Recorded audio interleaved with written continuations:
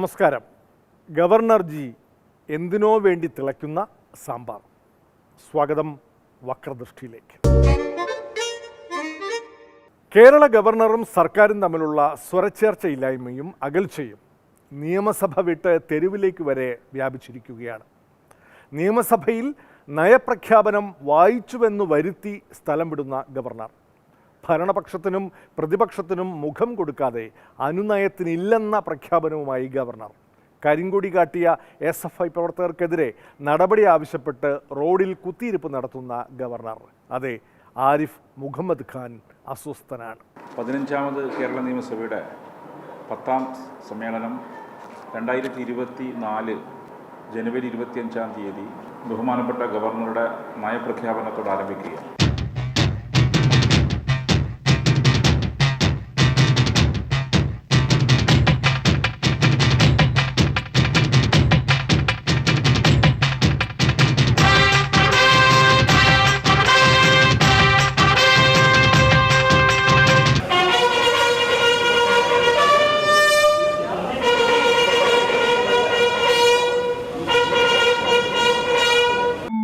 എന്നോടൊന്ന് മിണ്ടാത്തേ, എന്നെ ഇന്ത്യ കാണാത്തേ, എന്നെ വെറുത്തോ ചേട്ടാ, എന്നുണ്ണേട്ടാ, എന്നെ മറന്നോ ചേട്ടാ. സ്വീകരണ സമയത്ത് മുഖ്യമന്ത്രിക്ക് മുഖം കൊടുക്കാതെ കഴിച്ചു ഗവർണർ. ഇനി ഇതാ തൻ്റെ സ്വന്തം സർക്കാരിൻ്റെ നയപ്രഖ്യാപനം എന്ന ഭരണഘടനാ ബാധ്യത കുക്കുട ഭോഗം പോലെ നിറവേറ്റുകയാണ് ഗവർണർ ജി.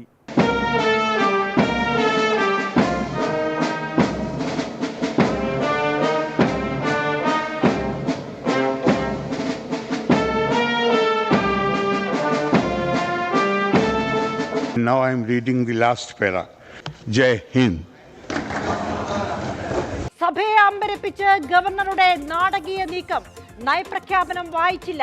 നയപ്രഖ്യാപന പ്രസംഗം നടത്താൻ ഭരണഘടനാപരമായി ബാധ്യതയുള്ള ഗവർണർ നിയമസഭയിൽ വന്ന് അവസാന ഖണ്ഡിക മാത്രം വായിച്ച് മടങ്ങിപ്പോയത് നിയമസഭയോടുള്ള പൂർണ്ണമായ അവഹേളനമായി ഞങ്ങൾ കാണുകയാണ്. നയപ്രഖ്യാപന പ്രസംഗം ഗവർണർ നടത്തുകയുണ്ടായി എന്നുള്ളതാണ് സത്യം. അതൊരു സാങ്കേതികമായ രീതിയിലാണ് കൈകാര്യം ചെയ്യപ്പെട്ടത്. ഒരു ഗവർണർ എന്ന നിലയിൽ അവിടെ പൊതുവിൽ പെരുമാറേണ്ട രീതിയിലല്ല അദ്ദേഹം പെരുമാറിയിട്ടുള്ളത്. ഗവർണർ പദവിയുടെ അന്തസ്സിന് യോജിക്കാത്ത രീതിയായിരുന്നു അത് എന്ന് പകൽ വെളിച്ചം പോലെ വ്യക്തമാണ്. അപ്പോൾ നിലവിട്ട പെരുമാറ്റമാണ് അദ്ദേഹം കാഴ്ചവെക്കുന്നത്. ആരോഗ്യപരമായ പ്രശ്നമുണ്ടെങ്കിൽ ഗവർണർക്ക് അങ്ങനെ നടപടി സ്വീകരിക്കാൻ അവകാശമുണ്ട്. ഇന്നിപ്പോൾ എന്താ ഉണ്ടായത്? നമ്മളൊക്കെ ഇങ്ങനെ വളരെ സർപ്രൈസ്ഡ് ആയിട്ട് ഇരിക്കുകയാണ്. 5 മിനിറ്റ് കൊണ്ടെല്ലാം കഴിഞ്ഞല്ലോ. ഗവർണർ വരുന്നത് കണ്ടു, വാണം വിട്ട പോലെ പോകുന്നതും കണ്ടു. എന്താണ് ഇവിടെ സംഭവിച്ചത്?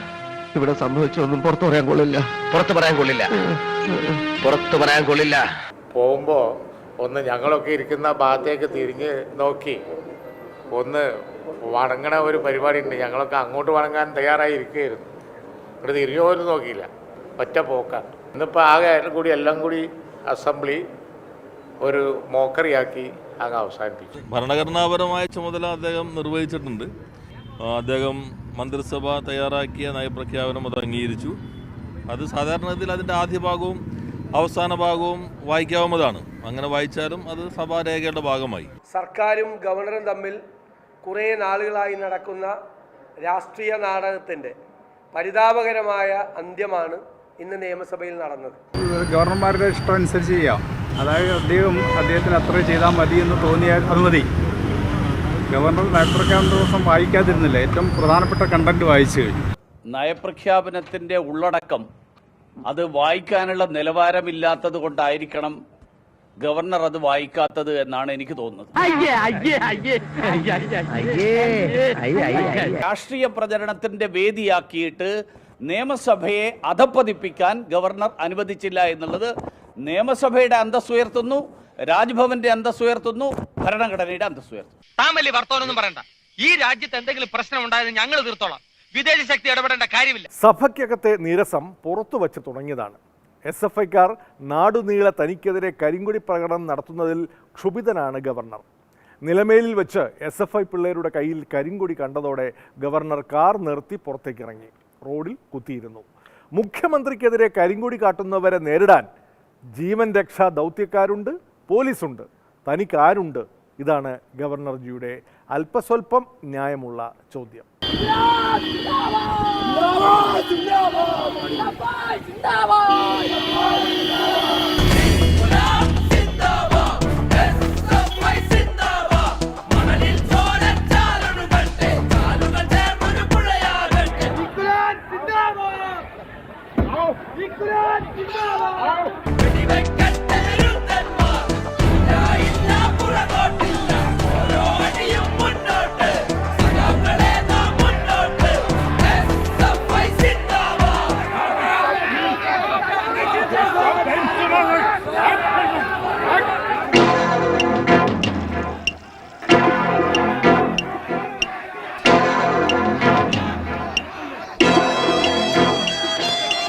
ഈശ്വര, കീലേരി. അതേടാ, കീലേരി തന്നെ. ഞാൻ തിരിച്ചു വരില്ലാന്ന് വിചാരിച്ചോ? എല്ലാത്തിനെയും കുത്തും ഞാൻ. 4 മാസമായിട്ട് കത്തിക്ക് റെസ്റ്റാണ്. ഇനി റെസ്റ്റ് കൊടുക്കൂല. നേരത്തെ കുത്തും ഞാൻ. Action need to be taken against you. Yes. You are the culprit. I will not go from here. ആഹാ, ഒരു പബ്ലിക് ന്യൂസൻസ് ആകാം. പോലീസ് വരുമോന്നറിയണമല്ലോ. मोहन, अमित शाह साहब से बात करो. और नहीं तो फिर प्राइम मिनिस्टर के हम बात कराओ. अपने डॉक्टर हिरेन देसाई से.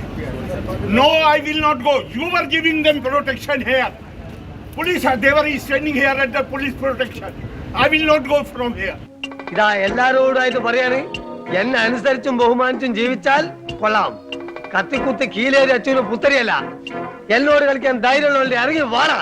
അമിത്ഷായെ വിളിക്കൂ, പ്രധാനമന്ത്രിയെ വിളിക്കൂ എന്നൊക്കെ പറഞ്ഞുകൊണ്ടുള്ള ഗവർണർജിയുടെ നടുറോഡിലുള്ള ഇരിപ്പ് അത്ര പന്തിയില്ലെന്ന് മനസ്സിലാക്കിയിട്ടാവണം സംസ്ഥാന DGP ഗവർണറെ ഫോണിൽ വിളിച്ചു. ഗവർണർജി, ഇരിപ്പ് മതിയാക്കി പോകണം, ആവശ്യമായ നടപടി എടുത്തുകൊള്ളാം. DGPയുടെ അനുനയത്തിനൊന്നും ഗവർണർ വഴങ്ങിയില്ല. FIR കണ്ടിട്ടേ അദ്ദേഹം അടങ്ങിയുള്ളൂ. ഞാൻ നിന്നോട് അല്പം സീരിയസ് ആയിട്ട് സംസാരിക്കാനാണ് വന്നത്. ഇങ്ങനെയൊക്കെ സംഭവിച്ചതിൽ എനിക്ക് വളരെ വിഷമമുണ്ട്. അതറിഞ്ഞതിൽ എനിക്ക് വലിയ സന്തോഷമുണ്ട്. പക്ഷെ യാതൊരു വിധത്തിലുള്ള ഒത്തീർപ്പിനും നീ ശ്രമിക്കണ്ട, ഞാൻ അതിന് തയ്യാറല്ല. What I have seen with my own eye, their police is standing with them. Even last time I asked you a question.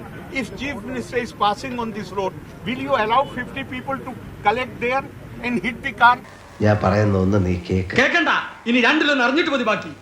എനിക്ക് പറയാനുള്ള എന്താണെന്ന് നീ ഒന്ന് കേക്ക്. വേണ്ട. No, this has to be settled today. I am not going to move from here. I am not going to move from here. You are making the Gundas rule the roads of Kerala. I am not going to tolerate it. ദയവായിട്ട് ഞാൻ പറയാം. എനിക്ക് പറയാനുള്ളത് ഇത്രേ ഉള്ളൂ. വെട്ടാൻ വരുന്ന പോത്തിന്റെ ചെവിയിൽ വേദം ഓതിയിട്ട് കാര്യമില്ലെന്നൊരു ചൊല്ലുണ്ട്. നീ കേട്ടിട്ടുണ്ടോ? അതിപ്പോ സത്യമാണെന്ന് എനിക്ക് മനസ്സിലായി എന്ന് പറയാൻ വേണ്ടി മാത്രമാണ് ഞാൻ വന്നത്. Why I am not blaming the police? Because police, they also have to take their orders from the superior authorities. And it is the Chief Minister of the state who is promoting lawlessness in the state.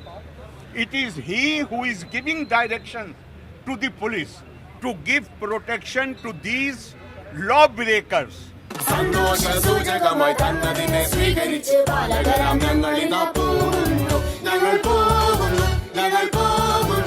ഗവർണറുടെ സമീപകാല പ്രകടനങ്ങളിൽ മനമെടുത്തെങ്കിലും കടുത്ത പ്രതികരണത്തിനൊന്നും തയ്യാറാകുന്നില്ല സർക്കാരും മുന്നണിയും. കൂടുതൽ പ്രകോപിപ്പിക്കുന്നത് ബുദ്ധിയല്ല. സർക്കാരിനെ പിരിച്ചുവിടാനെങ്ങാനും ഒരു ഓല ഇവിടുന്ന് പോയാൽ മതിയല്ലോ. എന്തിന് വയ്യാവേലി തലയിൽ കയറ്റണം?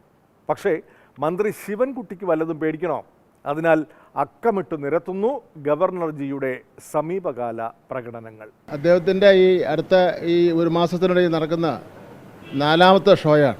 1ാമത്തെ ഷോ തിരുവനന്തപുരം വിമാനത്താവളത്തിൽ അദ്ദേഹം പോയ അവസരത്തിൽ SFI വിദ്യാർത്ഥികൾ കരിങ്കൊടി കാണിക്കുകയും അതിനെ തുടർന്ന് കാറിൽ നിന്നിറങ്ങി വിദ്യാർത്ഥികളെ വെല്ലുവിളിക്കുകയും ജനാധിപത്യ വിരുദ്ധമായിട്ടുള്ള വാക്കുകൾ ഉപയോഗിച്ച് വിദ്യാർത്ഥികളോട് പെരുമാറുകയും ചെയ്ത സംഭവമാണ് ഒന്നാമത്തെ show.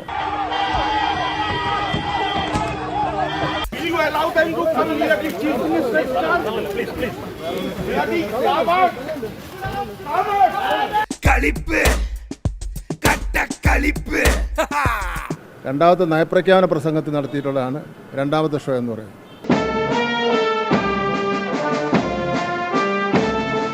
Now I am reading the last para. Jai Hind.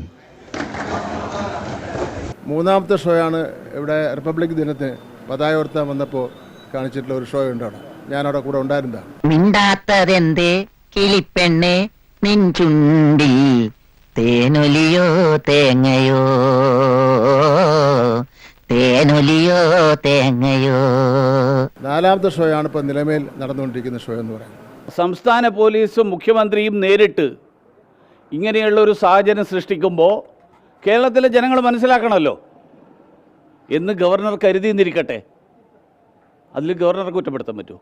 ഈ റോഡിലിറങ്ങി കുത്തിയിരിപ്പ് സത്യാഗ്രഹം നടത്തി വെല്ലുവിളികൾ നടത്തുന്ന ഭരണഘടനാ വിരുദ്ധമായിട്ടുള്ള കാര്യങ്ങൾ ചെയ്യുന്ന ഇന്ത്യയിലെ ആദ്യത്തെ ഗവർണറാണ് മുഹമ്മദ് ആരിഫ് ഖാൻ എന്നുള്ള കാര്യം ഞങ്ങൾ സൂചിപ്പിക്കുകയാണ്. ആദ്യത്തേതും അവസാനത്തേതും. അതായത് ഈ പുതിയ കഥ ഉണ്ടാക്കരുത്. ഗവർണറെ വഴിയിൽ തടയുന്നു. തടഞ്ഞതിനെ തുടർന്ന് ഗവർണറുടെ വാഹനത്തിന് മുന്നോട്ട് പോകാൻ കഴിയാത്ത സാഹചര്യത്തിൽ അദ്ദേഹം പുറത്തിറങ്ങുന്നു. അദ്ദേഹം വഴിയരികിലിരിക്കുന്നു. അതുകൊണ്ട് ക്യാപ്സ്യൂളുകൾ ഉപയോഗിക്കുമ്പോൾ സൂക്ഷിക്കണം. DGP അവിടെ ചെല്ലണം, ചീഫ് സെക്രട്ടറി അവിടെ ചെല്ലണം എന്നൊക്കെയാണ് പറയുന്നത്. ഇതെല്ലാം കേട്ടുകേൾവി പോലും ഇല്ലാത്ത കാര്യങ്ങളാണ് എന്നുള്ള കാര്യം കൊണ്ട് സൂചിപ്പിക്കുകയാണ്. മാധ്യമപ്രവർത്തകരെ അറിയിച്ചുകൊണ്ട് ആളുകൾ തടിച്ചുകൂടി നിൽക്കുന്നു എന്ന് പറഞ്ഞു കഴിഞ്ഞാൽ അതിനർത്ഥം സംസ്ഥാന ഇൻ്റലിജൻസിന് അറിയാമെന്നാണ്. സംസ്ഥാന ഇൻ്റലിജൻസിന് അറിയുമെങ്കിൽ സംസ്ഥാന ഇൻ്റലിജൻസ് മുൻകൂട്ടി ആളുകളെ മാറ്റണം, പോലീസ് മാറ്റണം. മാറ്റിയില്ലെങ്കിൽ ഗവർണറുടെ റൂട്ട് വഴിതിരിച്ചു വിടണം. ഇത് രണ്ടും ചെയ്യാതെ ഗവർണറെ ഈ ഗുണ്ടകളെ കൊണ്ട് നേരിടാൻ വേണ്ടിയിട്ടുള്ള സാഹചര്യം ഒരുക്കുക, ഗവർണറെ പറ്റിയാൽ അപായപ്പെടുത്താനടക്കം സാഹചര്യം ഒരുക്കുക, അത് മുഖ്യമന്ത്രി അറിയാതെ നടക്കില്ലല്ലോ. അതെ, അവൻ അവിടെ തന്നെ നിൽക്കുകയാണ് എന്നെ നശിപ്പിക്കാൻ, എന്നെ കുളം തോട്ടാൻ. പക്ഷെ നടക്കില്ല. അതിനു മുമ്പേ പൂച്ച പുറത്തായി. ജനങ്ങൾ വോട്ട് ചെയ്ത് തിരഞ്ഞെടുക്കപ്പെട്ട ഗവൺമെൻറ്റാണ്. ആ ഗവൺമെൻറ്റിൻ്റെ തലവനായിട്ടുള്ള മുഖ്യമന്ത്രിയെ നിങ്ങൾ എത്രയോ പ്രാവശ്യം ആക്ഷേപിച്ചിരിക്കുന്നു. അപ്പോഴൊക്കെ ഞങ്ങൾ സഹിച്ചും പുറത്തും കഴിയുകയാണ്. ചൂടാവരുത്, ഞാൻ ചൂടാകുന്നില്ല. ഈ ഷോയൊക്കെ നടത്തി കേരളത്തിലെ ഇടതുപക്ഷ ജനാധിപത്യ മുന്നണി ഗവൺമെൻറ്റിനെയും ജനങ്ങളെയും വിരട്ടാമെന്നൊന്നും നോക്കേണ്ട. അതൊന്നും കേരളത്തിൽ വില പോവില്ല എന്നുള്ള കാര്യം അറിഞ്ഞിരിക്കുന്നത് നന്ന്. വിരട്ടലും വിലപേശലും ഈ പാർട്ടിയോട് വേണ്ട.